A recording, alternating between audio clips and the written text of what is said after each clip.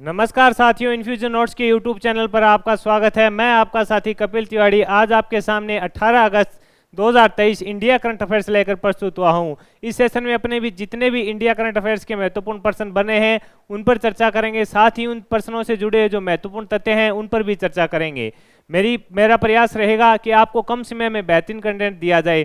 तो आइए शुरुआत करते हैं अपने 18 अगस्त 2023 इंडिया करंट अफेयर्स के पहले क्वेश्चन से। पहला क्वेश्चन है साथियों, एसबीआई के मुख्य अर्थशास्त्री सौम्यकीर्ति घोष के अनुसार भारतीय अर्थव्यवस्था कब तक दुनिया की तीसरी बड़ी अर्थव्यवस्था बनने की संभावना बताई है? तो 2027 इसका आंसर रहेगा। क्वेश्चन है कि एसबीआई के मुख्य अर्थशास्त्री हैं कौन? सौम्यकीर्ति घोष के अनुसार जो भारतीय अर्थव्यवस्था है कब दुनिया की तीसरी बड़ी अर्थव्यवस्था बन जाएगी? तो उनके अनुसार 2027 तक है जो भारत की अर्थव्यवस्था है वो दुनिया की तीसरी अर्थव्यवस्था बन जाएगी। अभी भारत कौन से स्थान पर है आपसे ये पूछे तो अभी भारत है जो 5वें स्थान पर है साथियों। भारत से आगे कौन है? अमेरिका भारत से आगे है, चीन है, जापान है और जर्मनी के बाद भारत का स्थान आता है। ये एसबीआई के मुख्य अर्थशास्त्री सौम्यकीर्ति घोष हैं जिन्होंने ये कहा है कि 2027 तक संभावना है कि भारत की जो अर्थव्यवस्था है वो तीसरी अर्थव्यवस्था बन जाएगी विश्व की। अगले क्वेश्चन पर बढ़ते हैं साथियों अपने।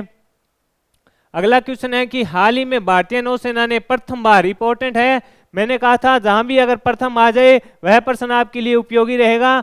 हाल ही में भारतीय नौसेना ने प्रथम बार किस देश में आयोजित बहुराष्ट्रीय सीएक्ट 2023 युद्ध अभ्यास में हिस्सा लिया? तो इसका कहाँ आयोजन किया जा रहा है? सिंगापुर में इसका आयोजन किया जा रहा है और भारतीय नौसेना है जो प्रथम बार इसमें भाग ले रही है। तो ये इंपॉर्टेंट रहेगा साथियों। भारत अगर प्रथम बार कोई चीज करता है तो वहां से प्रश्न बन सकता है। इसी प्रकार अगर राज्यों की बात करें तो राज्य में अगर कोई चीज प्रथम होती है वह इंपॉर्टेंट रहती है।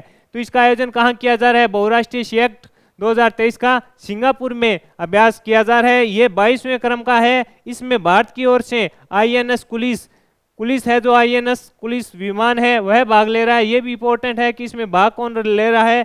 तो आईएनएस कुलिस इसमें भाग ले रहा है। ये इसका फोटो है। इसके साथ भारत ने प्रथम बार इसमें भागीदारी की है। इसमें और देश हैं जिसमें अमेरिका के साथ कुल मिलाकर 21 देश हैं जो इसमें भाग ले रहे हैं। एक अमेरिका है और 20 देश है अन्य हैं जो इसमें भाग ले रहे हैं। भारत की जो भागीदारी है वो प्रथम बार है और इसमें भारत का वायुयान, आपसे पूछे कौन सा जहाज है तो आईएनएस कुलिस है जो इसमें भाग ले रहा है। इंपॉर्टेंट पर्सन है साथियों, पर्सन बनने की संभावना रहेगी आगामी प्रतियोगी परीक्षा में। आगे बढ़ते हैं अपने अगले क्वेश्चन पर बात करेंगे साथियों।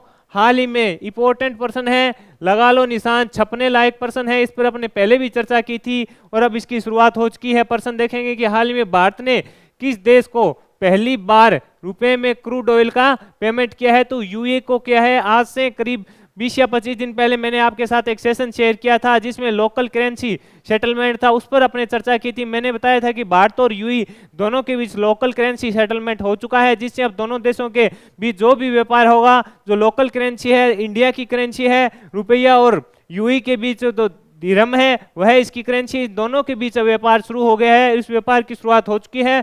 भारत ने पहली बार जो क्रूड ऑयल है उसका पेमेंट है जो रुपए में किया है। ये जो फोटो है कि भारत के प्रधानमंत्री जब यूएई की यात्रा पर गए हुए थे, ये है भारतीय गवर्नर शशिकांत दास और ये यूएई के जो सेंट्रल बैंक है उनके चीफ हैं और ये जो राष्ट्रपति हैं यूएई के बैठे हैं। दोनों के बीच लोकल करेंसी सेटलमेंट हुआ था। इंपॉर्टेंट है, यहाँ से पर्सन बनेगा आपको आगामी प्रतियोगिता परीक्षा में यह पर्सन देखने को मिल सकता है। और इसकी अगर आप विस्तृत जानकारी चाहते हैं तो इन्फ्यूजन नोट्स के यूट्यूब चैनल पर एक सेशन भी बना हुआ है, वह जाकर आप देख सकते हैं। आगे बढ़ेंगे साथियों, अगले क्वेश्चन पर अपने चर्चा करेंगे।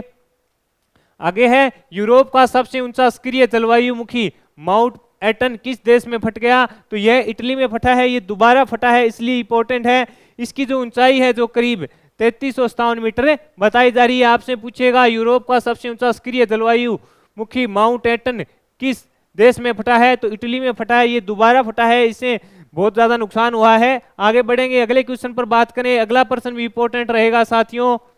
हाल ही में G20 फिल्म महोत्सव कहां शुरू हुआ? इंपॉर्टेंट है। G20 की जितनी भी बैठक हो रही है वह इंपॉर्टेंट रहेगी। G20 की मेजबानी है जो भारत कर रहा है। G20 फिल्म महोत्सव कहाँ शुरू है, तो नई दिल्ली में शुरू है। इसका आयोजन कब होगा, 16 अगस्त से 2 सितंबर तक इसका आयोजन किया जाएगा। अब जो इसकी शुरुआत हुई है वो किससे हुई है, सत्यजीत रे पाथरे की स्क्रीनिंग से इसकी शुरुआत हो चुकी है। साथियों इंपॉर्टेंट पर्सन है, G20 का पर्सन आपको आगामी प्रतियोगिता परीक्षा में देखने को अवश्य मिलेगा। अगले क्वेश्चन पर अपने बात करेंगे। अगला क्वेश्चन है, भारतीय स्वतंत्रता दिवस के उपलक्ष्य में भारत उत्सव कहाँ मनाया गया, ये प्रश्न भी इंपॉर्टेंट है। भारत की जो स्वतंत्रता दिवस था उसके उपलक्ष्य में भारत उत्सव कहाँ बनाया गया, तो दुबई में इसका आयोजन किया गया था। साथियों ये 3 दिन तक चला था, 15, 16 और 17 को। आपसे पूछेगा कि भारत की स्वतंत्रता दिवस के उपलक्ष्य में भारत उत्सव कहाँ मनाया गया, तो आपका आंसर होना चाहिए दुबई में है जो बनाया गया। कितने दिन चला, ये 3 दिन चला, 15, 16 और 17 तारीख तक इसका आयोजन किया गया। आगे बढ़ेंगे साथियों, अगले क्वेश्चन पर अपने बात करेंगे। अगला क्वेश्चन है INS, इंपॉर्टेंट प्रश्न है साथियों। यह प्रश्न आपको आगामी प्रतियोगिता परीक्षा के लिए इंपॉर्टेंट रहेगा।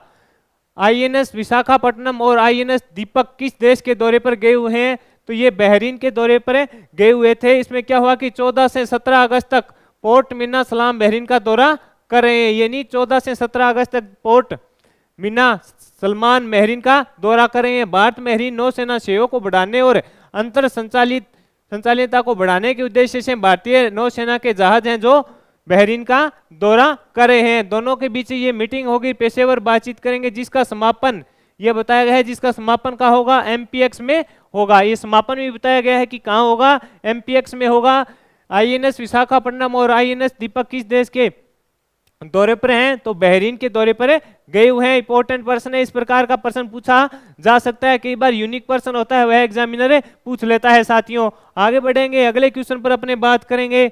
आगे है इंपॉर्टेंट पर्सन है, लगा लो स्टार, इंपॉर्टेंट है, आने लायक पर्सन रहेगा। क्वेश्चन है, हाल ही में चर्चा में रहा तमपारा झील, हाल ही में चर्चा में तमपारा झील किस राज्य में है जिसके आसपास अवैध निर्माण पर रोक लगा दी है। ऐसा क्या है इस झील पर जिसके आसपास अवैध निर्माण पर रोक लगा दी है, तो इस पर भी अपने बात करेंगे। आंसर है साथियों ओडिशा में ये झील है, तमपारा झील। इंपॉर्टेंट है, याद रखना तमपारा झील कहाँ है, ओडिशा में है, चर्चा में है, तो प्रश्न यहाँ से बन सकता है। इसके पास आसपास जो भी अवैध निर्माण हो रहे हैं उन पर अब प्रतिबंध लगा दिया है। प्रतिबंध क्यों लगाया है, क्योंकि इसकी सुंदरता खराब ना हो। आसपास के अवैध निर्माण होता है तो इस झील की जो प्राकृतिक सुंदरता है वह खराब ना हो। इसका आदेश किसने दिया है, नेशनल ग्रीन ट्रिब्यूनल NGT ने उड़ीसा सरकार को आदेश दिए हैं कि इसके आसपास है जो अवैध निर्माण ना हो।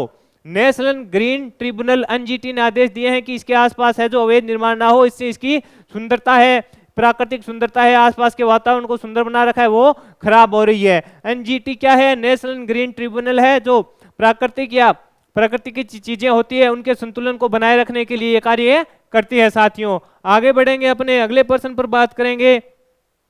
अगला प्रश्न है, हाल ही में भारतीय वायुसेना में कितने हैरान मारक 2 ड्रोन शामिल हुए हैं, तो ये 4 हुए हैं। साथियों ये क्या होंगे, ये लंबी दूरी की मिसाइल और हथियारों से भी लैस हो गए।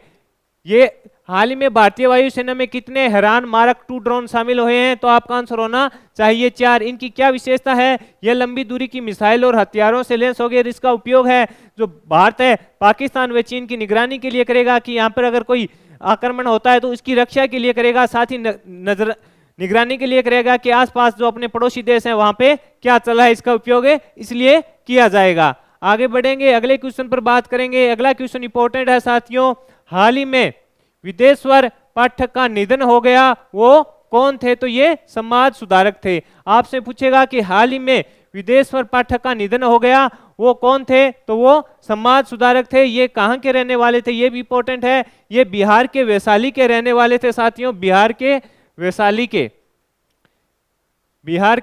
के रहने वाले थे। 2003 में इनको पद्म भूषण भी दिया गया था। ये इंपॉर्टेंट है, आपसे पूछेगा कि इन्हें पद्म भूषण कब दिया गया, तो 2003 में इन्हें पद्म भूषण दिया गया था। और इनका जन्म हुआ, ये कहाँ के रहने वाले थे, बिहार के वैशाली के रहने वाले थे और समाज सुधारक थे। इस प्रकार साथियों इस सेशन में मैंने आपके साथ इंडिया करंट अफेयर्स के जो महत्वपूर्ण पर्सन बन रहे थे वो शेयर किए, साथ ही उनसे जुड़े हुए जो महत्वपूर्ण तथ्य थे वह शेयर किए। मेरा प्रयास रहा कि आपको कम समय में बेहतरीन पर्सन प्रोवाइड करवाए जाएं। यह प्रयास आपको अच्छा लगा है तो इसे लाइक और शेयर जरूर कीजिएगा। इन्फ्यूजन नोट्स के यूट्यूब चैनल को लाइक व सब्सक्राइब कीजिएगा। धन्यवाद।